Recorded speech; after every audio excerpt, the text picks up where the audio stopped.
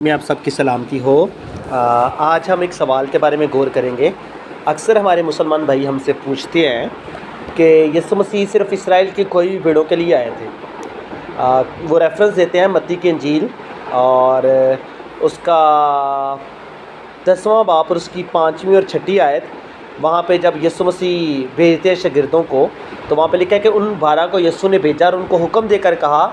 غیر قوموں کی طرف نہ جانا اور سامریہ کے کسی شہر میں داخل نہ ہونا بلکہ اسرائیل کے گھرانے کی کوئی بھی بھیڑوں کے پاس جانا۔ اس کے ساتھ ساتھ وہ دوسرا ریفرنس جو دیتے ہیں وہ متی کی انجیل 15 باب 24 آیت۔ وہاں پہ لکھا ہے اس نے جواب میں کہا میں اسرائیل کے گھرانے کی کوئی بھی بھیڑوں کے سوا اور کسی کے پاس نہیں بھیجا گیا۔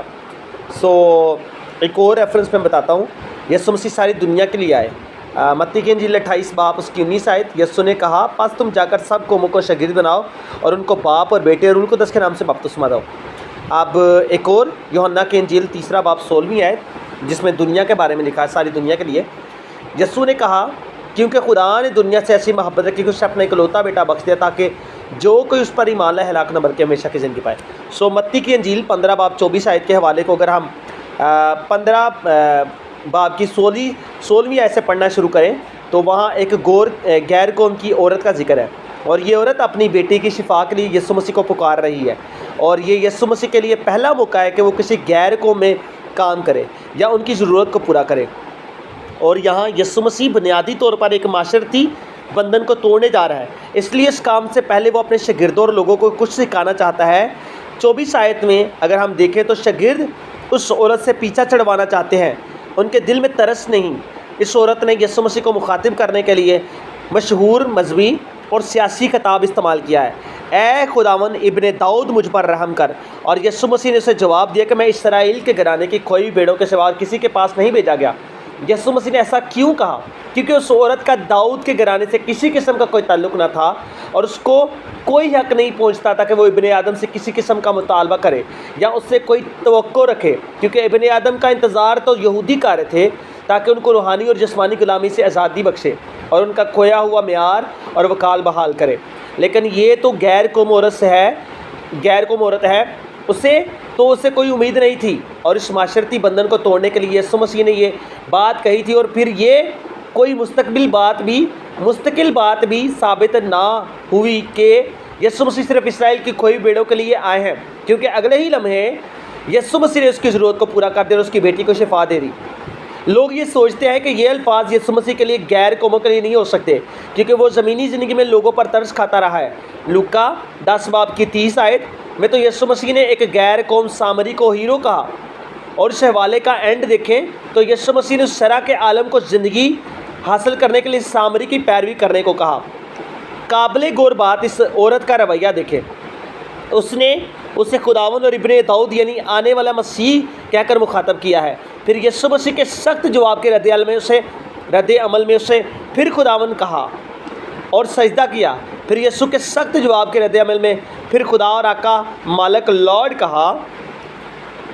اس عورت کو یسوع مسیح نے اس لیے کہا تھا کہ میں اسرائیل کی کوئی بھیڑوں کے لیے آیا ہوں، کیونکہ اس عورت نے جو الفاظ استعمال کیے تھے وہ یہودی لوگوں کی امید کے الفاظ تھے، یعنی ابن داؤد، کیونکہ ابن داؤد کا انتظار تو یہودیوں کو ہے، کیونکہ ابن داؤد نے تو داؤد کا تخت ان کے لیے بحال کرنا تھا۔ اس لیے یسوع مسیح نے اسے بتایا کہ غیر قوموں کو تو ابن داؤد سے کوئی سروکار نہیں ہونا چاہیے، اور اس کی ضرورت پوری کر کے اسے سمجھا دے کہ میں سب انسانوں کے لیے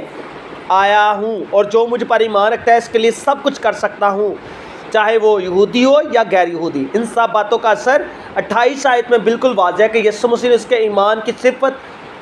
کی خوبی بیان کی، کہ اس کی صفت کی، اس کی تعریف کی اور کہا کہ اے عورت تیرا ایمان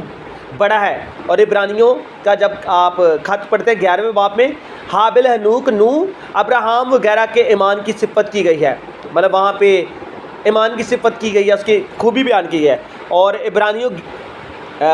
جو 11 باب ہے اس کا 6ٹھی آیت میں ایک فارمولہ بتا دیا گیا کہ کیسے ہم خدا کو پسند آ سکتے ہیں۔ لکھا ہے اور بغیر ایمان کے اس کو پسند آنا ناممکن ہے، اس لیے کہ خدا کے پاس آنے والے کو ایمان لانا چاہیے کہ وہ موجود ہے اور اپنے طالبوں کو بدلہ دیتا ہے۔ پیدائش کی کتاب اس کا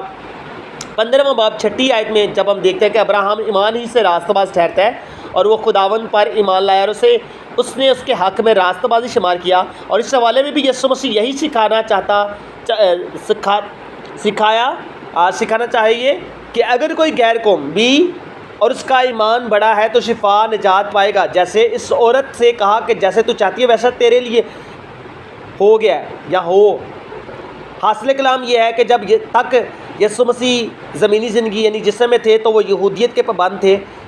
صرف اور صرف موت نے انہیں اس قابل کیا کہ وہ اس بڑے مشن یعنی پوری دنیا کے لیے نجات کو پورا کر سکے۔ اسی لیے یسوع مسیح نے شاگردوں سے بھی 10 باب میں یہی کہا تھا کہ صرف اسرائیل کی کھوئی ہوئی بھیڑوں کے پاس جانا، اور رومیو پہلا باب اس کی 16ویں آیت کے مطابق نجات اور خوشخبری کی پہلی دعوت یہودیوں کے لیے ہے، کیونکہ میں انجیل سے شرماتا نہیں، اس لیے کہ ہر ایک ایمان لانے والے کے واسطے پہلے یہودی پھر یونانی کے واسطے نجات کے لیے خدا کی قدرت ہے۔ دوران تربیت انہیں غیر قوم کی طرف جانے سے روکا اور خوشخبری کو پھیلانے اور نجات کا کام ساری دنیا تک پہنچانے کے لیے بھی اعمال 1:8 میں ترتیب بتا دی گئی۔ لیکن جب روح القدس تم پر نازل ہوگا تم قوت پاؤ، اور یروشلم اور تمام یہودیہ اور سامریہ میں بلکہ زمین کی انتہا تک میرے گواہ ہو گئے۔ یروشلم ایک یہودی علاقہ ہے اور یہودیہ بھی یہودی علاقہ ہے، سامریہ یہودی اور غیر قوم سے مخلوط نسل ہے، اور زمین کی انتہا تمام غیر قومیں۔ اور متی کی انجیل 28 باب 19 آیت میں